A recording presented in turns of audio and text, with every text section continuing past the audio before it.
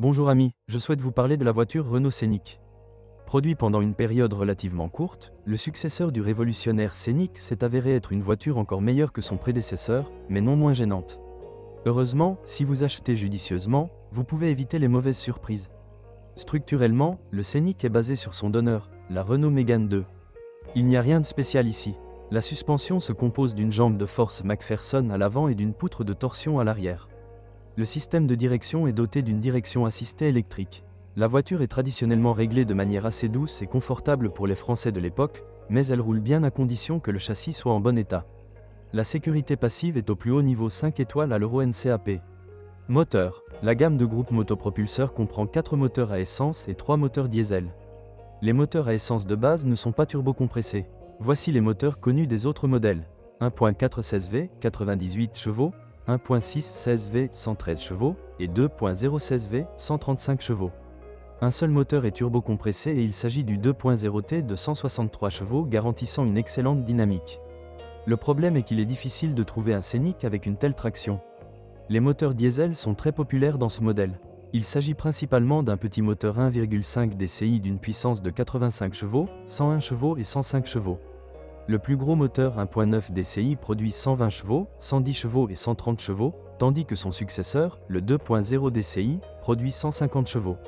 Et ici la situation est analogue, le moteur le meilleur et le plus dynamique est aussi le plus rare. Quel moteur choisir? En général, je recommande les moteurs à essence, en particulier les très réussis, raffinés et dynamiques modèle 2 litres.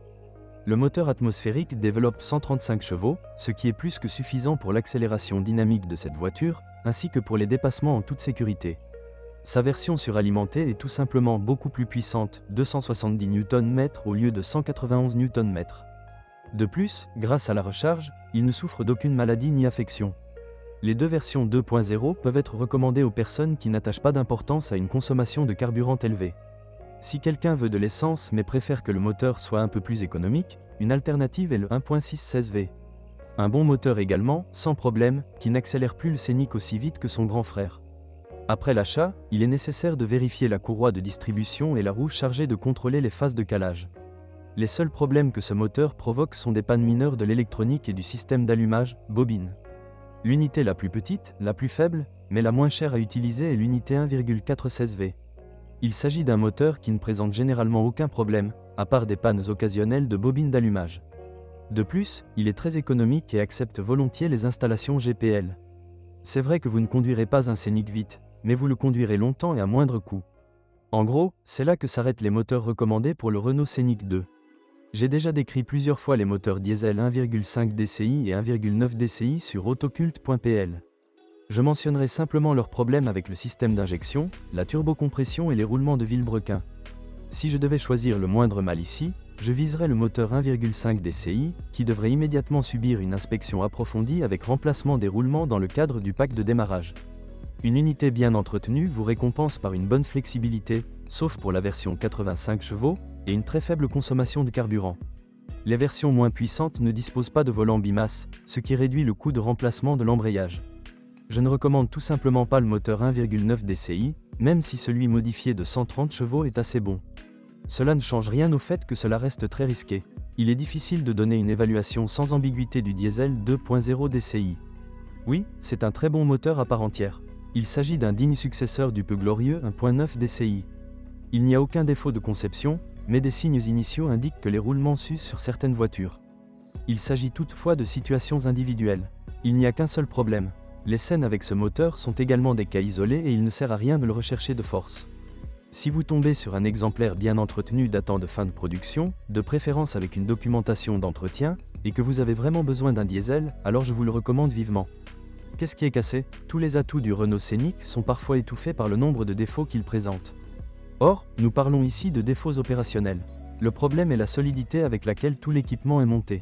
Les mécaniciens qui ne sont pas spécialisés dans la réparation des modèles Renault plus récents peuvent avoir des difficultés avec de nombreuses activités, et donc le coût de la main-d'œuvre augmente de manière disproportionnée par rapport au travail effectué. Le plaisir de posséder une voiture est gâché par les équipements électriques de secours, le système de ventilation, les serrures et la carte main libre. La défaillance de l'antidémarrage, du contacteur d'allumage, de l'alternateur, des capteurs de position du vilebrequin et des arbres à cames est la norme. Voici les raisons pour lesquelles les utilisateurs de voitures font appel à une assistance routière. Cela semble effrayant? N'oubliez pas que cela s'applique à toutes les copies en général, pas à celle que vous choisissez, et c'est quelque chose qui peut vous attendre, pas quelque chose qui vous arrivera certainement. Il convient d'ajouter que les modèles après un petit lifting en 2006 ont été considérablement améliorés en termes de qualité. La suspension n'est pas l'un des systèmes les plus durables de cette voiture, mais heureusement, elle est assez simple et peu coûteuse à réparer. Le problème, c'est qu'il faut chercher assez souvent et pratiquement partout. La crémaillère de direction est relativement durable, mais le contrôleur de direction assisté électrique ne l'est pas. Une poutre droite nécessite le remplacement des roulements de roues et des bagues acéto, et parfois les amortisseurs, montage supérieur, cognent. Il en va de même pour les jambes de force McPherson avant. Le bras de commande avant est doté d'un axe de pivot non remplaçable. Un autre élément qui peut générer un bruit gênant à l'avant est le sous-châssis, qui a tendance à se détacher de la carrosserie. Le système de freinage est fonctionnel, mais à chaque fois que vous remplacez les plaquettes, je recommande une inspection très approfondie des étriers car ils sont sujets aux pannes. En particulier le frein de stationnement électrique. L'utilisateur peut être rassuré par le fait que la carrosserie ne se corrode pas. Veuillez noter que certains éléments de finition sont en plastique, par exemple les ailes avant. Veillez donc à vérifier l'épaisseur de la peinture à l'aide d'une jauge d'épaisseur de peinture avant l'achat. Malheureusement, il arrive parfois que vous trouviez de l'eau dans la cabine. Le plus souvent, la cause réside dans le tuyau de vidange de l'évaporateur de climatisation.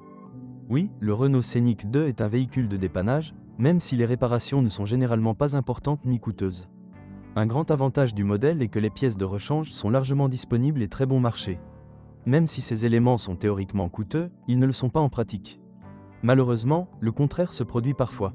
Ce qui pourrait être bon marché est parfois cher à cause de la pensée technologique française. Un exemple serait un disque de frein arrière intégré au roulement de roue, coûtant environ 50 $ pièce. Les coûts d'exploitation seront élevés si vous achetez un modèle négligé et que vous n'avez pas un bon mécanicien à portée de main.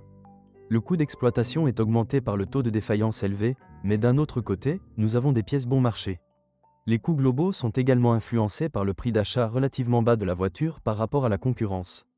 Notre question standard devrait être changée en « À qui s'adresse Renault Scénic 2 ?» Personnellement, je le recommanderais en premier lieu aux personnes qui ont déjà fait leurs preuves dans la réparation de voitures de ces marques et qui ont un mécanicien qui sait le faire. Si vous trouvez un bon spécialiste, même un modèle assez défectueux vous fera plaisir.